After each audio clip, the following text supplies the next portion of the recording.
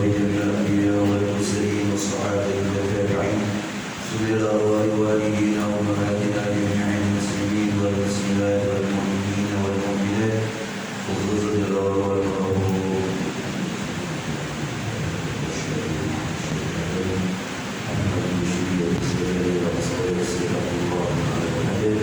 وإلى أرض النبي محمد مصطفى رسول الله صلى الله عليه وسلم كرام الفاتحة.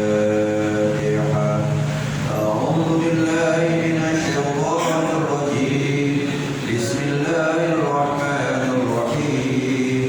الحمد لله رب العالمين الرحمن الرحيم مالك يوم الدين. إياك نعبد وإياك نستعين. اهدنا الصراط المستقيم صراط الذين أنعمت عليهم غير المغضوب عليهم ولا الضالين. رب اغفر لنا ولوالدينا آمين. بسم الله الرحمن الرحيم. الحمد لله رب العالمين والصلاة والسلام على أشرف الأنبياء والمرسلين سيدنا محمد وعلى آله وصحبه أجمعين. أما بعد، فقال المصنف رحمه الله من نفع به وبكم في الدارين آمين. قال اللهم ألهمنا علما نلقى به أوامرك ونواهيك وارزقنا فهما نعلم به كيف نناجيك يا أرحم الراحمين. اللهم ارزقنا فهم النبيين وحفظ المرسلين وإلهام الملائكة المقربين برحمتك يا أرحم الراحمين. اللهم أكرمنا بنور الفهم وأخرجنا من ظلمات الوهم وافتح لنا أبواب رحمتك وانشر علينا حكمتك يا أرحم الراحمين. آمين يا رب العالمين.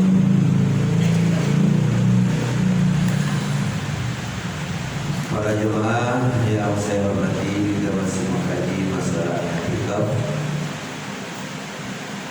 Sekarang baca kita wa yaqsudu bil hali mutlaqan. Jadi ya. Wa yaqsudu fil hali mutlaqan wa ma'a ma madha minhu in kana manduran mutatabi'an bisittatin ma'al amni wal ikhtiyari wal ilmi bil tahrimi. Wa yafsudu fil hali mutlaqan, dan rusak i'tikaf itu pada waktu itu juga secara mutlak. Secara mutlak artinya baik itu i'tikaf dinazarkan ataupun tidak, baik i'tikaf itu niatnya berturut-turut ataupun tidak, itu mutlak, jadi bebas. Jadi ada orang yang niat i'tikaf, mau i'tikaf nih, ya dia nazar. Kalau nazar kan jadi wajib. Dia nazar tahun depan dia mau puasa, mau i'tikaf di masjid selama 3 hari berturut-turut. Nah, itu nazarnya. Dia nazar mau i'tikaf 3 hari berturut-turut. Nah, ini mutlakon ini bisa dinazarkan begitu ataupun tidak dinazarkan. Ya, gitu. Dia i'tikaf aja. Ya, dan tidak berturut-turut. Saat ini dia ada i'tikaf, besok enggak, nanti dia i'tikaf lagi berikutnya. Jadi ini yang dikatakan mutlakon. Rusak i'tikaf pada waktu itu juga secara mutlak. Wa ma'a ma madha minhu, juga rusak ya ma madha minhu, waktu yang sebelumnya daripada dia i'tikaf, minhu daripadanya. Jadi umpamanya dia nazar mau i'tikaf 3 hari berturut-turut. Nah di sini dengan nanti ada dia melakukan salah satu di antara 6 hal, katakanlah dia sudah i'tikaf 2 hari, hari keduanya dia rusak, maka hari yang pertama pun dianggap rusak. Itu yang dikatakan di situ ma'a ma madha minhu, beserta waktu yang sudah lewat daripadanya. Yang sekarang yang hari kedua rusak, karena dia melakukan sesuatu yang dia boleh dilakukan bagi orang yang i'tikaf, dia kemarin juga jadi rusak juga. Karena dia niatnya apa? Niatnya tatabu, niatnya berturut-turut. Ya, berturut-turut antara rusak yang tengah nih, maka yang pertama rusak juga. Jadi enggak tatabu lagi dia, enggak berturut-turut lagi dia. Gitu ya. Ini i'tikafnya in kana mandzuran mutatabi'an. Jika i'tikafnya itu dinazarkan dan diniatkan berturut-turut mutatabi. Ya, jadi gitulah. Apalagi umpamanya dia niat 3 hari berturut-turut, pas hari ketiganya dia rusak tuh i'tikafnya dengan melakukan satu di antara 6 hal nanti. Maka 2 hari yang sebelumnya dianggap rusak. Mau gitu ya. Kenapa? Karena dia berturut-turut namanya. Karena dia niatnya apa? Berturut-turut. Ini bisintatin dengan sebab melakukan salah satu dari 6 hal. Ya, ma'al amdi dikerjakan itu dia langgar kelarangan, ya, sengaja, wal ikhtiyari kemauan sendiri, wal ilmi bit tahrimi, dan dia tahu bahwa itu dilakukan, harus dilakukan bagi orang yang i'tikaf. Jadi bukan karena terpaksa, bukan karena lupa, bukan karena jahil, bukan. Tahu dia larangan itu dan dia kemauan sendiri dan dia sadar, sengaja. Mana yang 6 itu yang menyebabkan rusak i'tikaf, yang dinazarkan dan diniatkan berturut-turut? Yang pertama, biwaf'in fi farjin min qubulin aw duburin walau kharijal masjid. Biwaf'in dengan sebab hubungan badan, fi farjin pada kemaluan wanita. Dia lagi i'tikaf, nazar i'tikaf 3 hari berturut-turut, hari kedua dia pulang. Ya, dia pulang. Kemudian dia hubungan badan sama istrinya. Nah, hubungan badan ini menyebabkan rusak puasa nazarnya tadi. Ya, rusak. Nah, gitu. Jadi itu merusak i'tikafnya dan merusak nazarnya dan merusak tatabunya berturut-turutnya.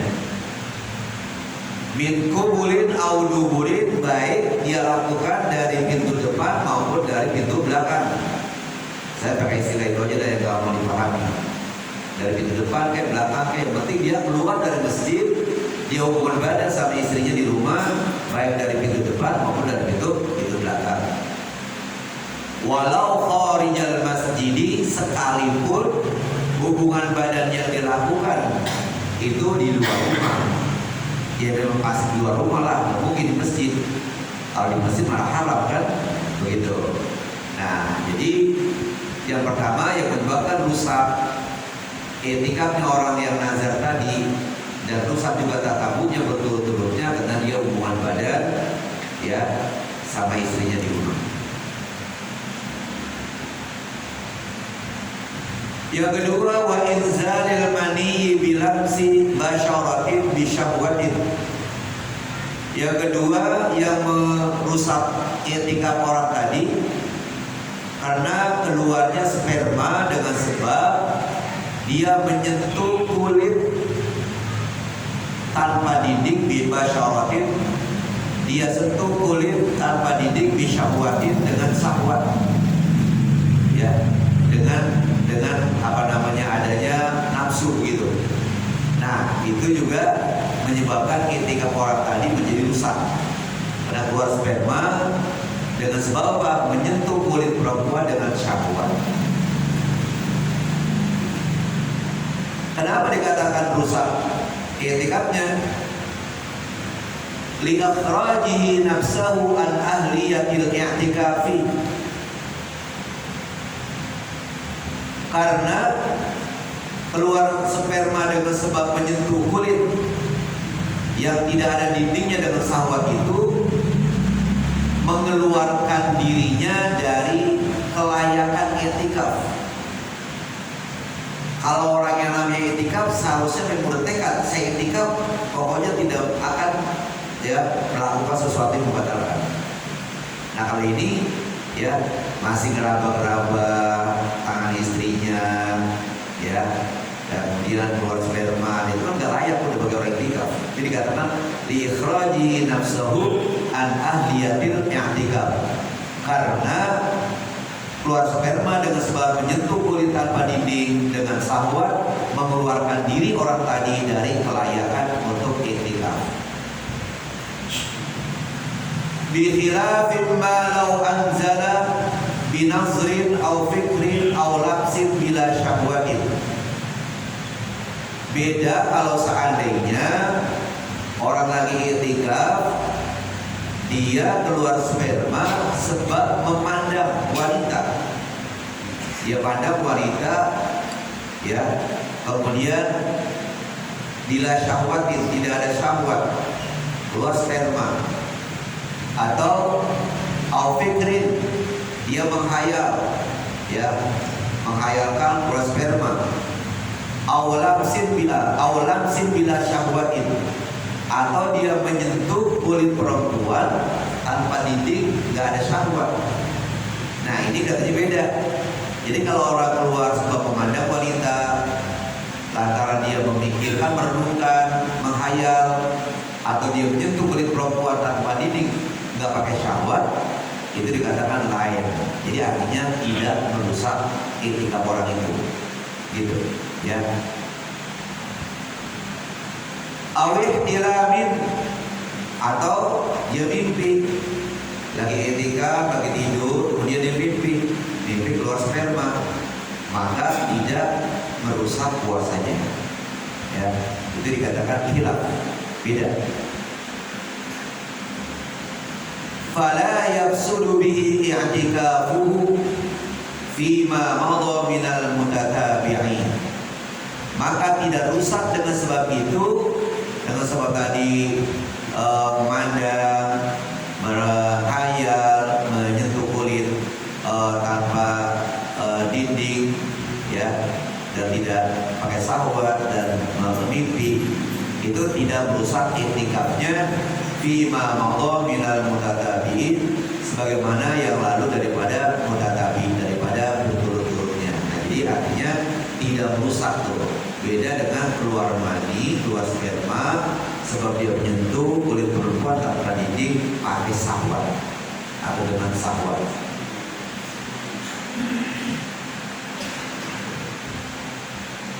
Wa yafsudu bihi fil hali bima'na annahu la yuhsabu ma'al janabati. Rusak dengan sebab itu pada waktu itu juga, dengan sebab-sebab yang tersebut di atas tadi, dengan pengertian bahwasanya etika orang tadi tidak dianggap dengan adanya hadas besar, gitu ya. Jadi tadi yang disebutkan di atas, wa yafsudu fil hali, seperti hubungan badan, kemudian keluar sperma atau menyentuh kulit perempuan tanpa dinding, itu artinya apa? Artinya annahu la yusabu ma'al janabah, bahwasanya etikanya tidak dianggap, tidak direken, tidak dihitung bersamaan adanya hadas besar. Tapi ingat tadi, kalau keluar spermanya karena mimpi, karena menghayal, karena memandang perempuan, itu tidak rusak, tidak rusak. Bi khilafil igma'i, Beda juga dengan orang yang ayat. Fa innahu yuhsabu ma'ahu.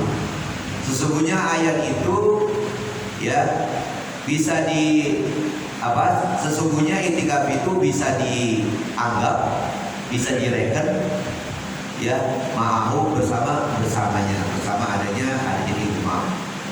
Nah, jadi kalau orang ayat dia itikaf ayat ya, dia tetap bersadar, maka ketika ayatnya tadi tidak merusak itikafnya. Dia disamakan naumi, seperti orang tidur. Kan kalau orang ayat itu kan dia nggak sadar beberapa jam. Kalau orang tidur 5 jam dia nggak sadar. Nah, jadi disamakan orang yang ayat itu seperti orang tidur. Kalau orang lagi itikaf memang mereka aja ya kagak boleh tidur. Ketika dia tidur batal nggak itikafnya? Tidak. Maka orang ayat mau disamakan ya disamakan dengan orang yang tidur. Lalu yang ketiga yang membatalkan, yang merusak nazar, itikaf nazar dan juga diniatkan berturut-turut nazarnya itu wasukrin lima marrah dan mabuk ya, sebagaimana yang sudah disebutkan di atas kemarin, sudah disebutkan ya di atas itu kita mabuk itu. Kalau itikafnya tidurnya duduk atau berbaring? Gimana tidurnya? Misalnya kita boleh tidur. Tidurnya duduk atau berbaring? Masalah sikap tidur itu mau bagaimana pun terserah. Mau sambil duduk, mau tiduran. Yang jelas yang namanya itikaf itu gak selalu duduk. Sama aja kayak orang wukuf di padang Arafah, gak selalu dia harus duduk. Dia mau tidur boleh, mau jalan-jalan, yang penting kalau wukuf itu tanggal 9 bulan haji jam Zohor ya, setelah Zohor. Nah, yang penting dia ada di padang Arafah. Walaupun hanya 5 menit, 10 menit, ngapain atau berjam-jam. Apa bagaimana sikapnya? Apakah duduk terus? Terserah, mau duduk tiduran, bahkan mati dulu boleh. Nah, itikaf gitu juga. Ya, kalau dia mau duduk, ya duduk. Kalau udah capek, ya kan mungkin lah berjam-jam. Apalagi kalau 3 hari, 3 malam duduk terus, mana sanggup kita? Ya, ntar tiduran, ntar dia bahan, ntar dia dapok, ntar dia berbaring, ya terserah. Itu masalah tidur itu masalah gimana?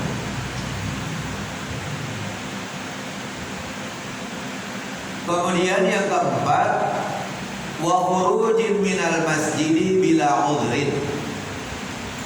Keluar dari masjid tanpa adanya uzur syara. Ya.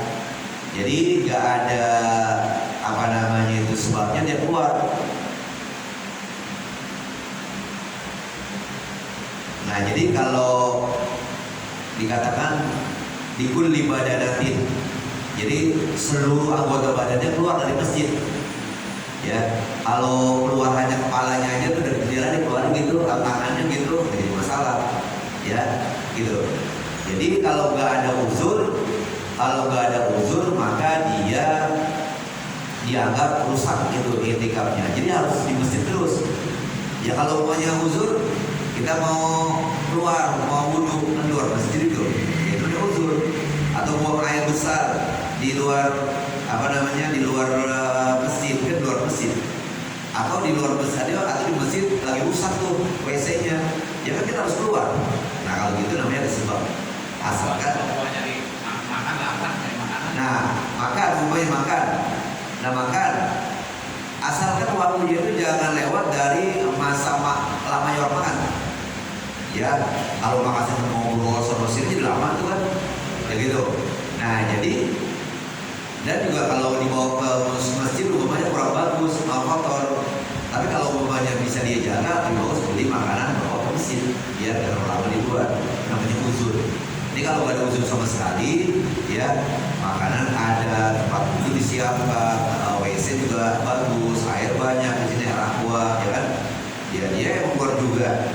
Nah, itu namanya nggak ada uzur, maka jadi rusak itu itikafnya. Ya sebagusnya sih kalau lagi itikaf dia perokok dulu kali.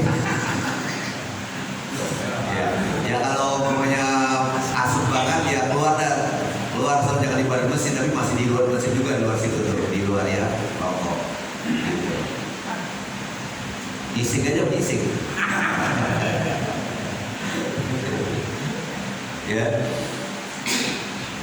Aw liqamati haddin sabata bi iqrarihi la bi bayyinatin. Yang kelima, yang berusak etikaf dan berusak tatabut, dia keluar untuk menunaikan hukuman yang mewajibkan dengan pengakuannya. Ya, la bi bayyinatin, bukan lantaran untuk menjelaskan bukti begitu. Ya. Nah, jadi di sini katanya termasuk juga merusak etikatnya, ya, untuk menunaikan hukuman, ya, menunaikan hukuman dia memang mewajibkan dia untuk pengakuannya. Jadi itu semestinya kan harus sebelum dia etikaf udah harus menunaikan itu semua. Ini enggak, pas lagi etikaf langsung dia keluar begitu, itu bisa merusak etikafnya.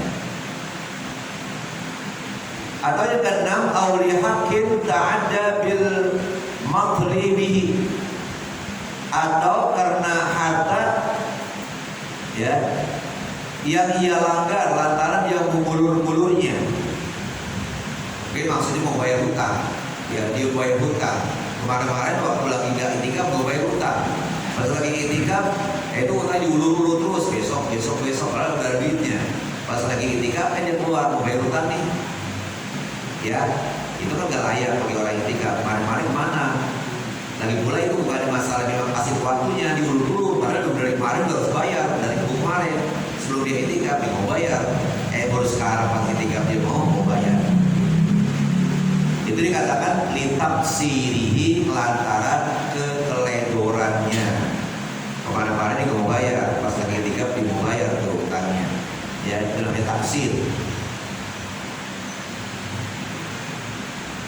Wa yafsudu aidan bi ghairi dzalika, rusak juga itu i'tikaf dan tatabbu bi ghairi dzalika, selain yang tersebut di atas yang tadi. Seperti apa? Iddatin, dia lagi i'tikaf dia murtad, keluar dari Islam, rusak bentuk praktis i'tikafnya. Wa haidin wa nifasin, ibu-ibu lagi i'tikaf dia dia nifas, itu praktis rusak, ya, itu i'tikafnya dan tatabbunya. Lakin yushtaratu fi ifsadil akhiraini lima madha minal mutatabi'i an takhluwal muddatu anhuma ghaliban. Lakin akan tetapi ini orang yang haid dan nifas, yushtaratu fi ifsadil akhiraini, disyaratkan pada kerusakan i'tikaf pada dua yang terakhir. Tadi kan yang disebut riddah, haid dan nifas. Dua yang terakhir berarti apa? Haid dan nifas. Disyaratkan rusaknya i'tikaf orang yang haid dan nifas lima madha sebagaimana yang lewat tadi. Minal mutatabi'i, rusaknya tatabbu. Rusaknya tatabbunya saja, yang rusak tatabbunya, yang rusaknya berturut-turutnya. Tapi i'tikafnya gak rusak. Siapa itu? Wanita yang bagaimana? Yang lagi mainnya lagi mana? Antakhluwal muddatu anhuma ghaliban. Biasanya pada waktu itu dia kosong dari haid.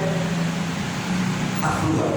Jadi umpamanya ibu kan tahu nih, oh saya mau i'tikaf sekarang nih, karena selama seminggu ini saya biasanya di belum haid nih, paling haid minggu depan, begitu. Udah di i'tikaf, pas setengah lagi di i'tikaf dia haid. Jadi tuh haid menurut perhitungan si ibu ini belum waktunya, masih baru 2-3 hari lagi gitu. Nah, maka ketika itu yang rusak tatabbunya saja. Yang rusak apanya?